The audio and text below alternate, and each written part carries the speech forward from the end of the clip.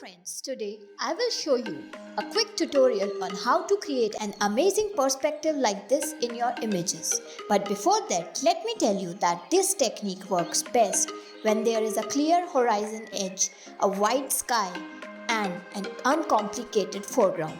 So let's jump right into it. First of all, duplicate your layer. Right click and choose duplicate layer. Hit OK. Now go to edit, transform and flip horizontal. Again, go to edit, transform and this time choose rotate 90 degree counterclockwise. Hit Ctrl or Command T to transform your image.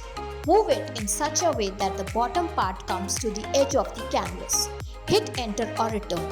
From the toolbar, select the polygonal lasso tool.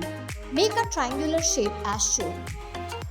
Press shift along with it to make your line straight. As you can see, a selection has been made over here. Now click on the vector mask icon and as you do it, you can see that an amazing perspective has been created out of it.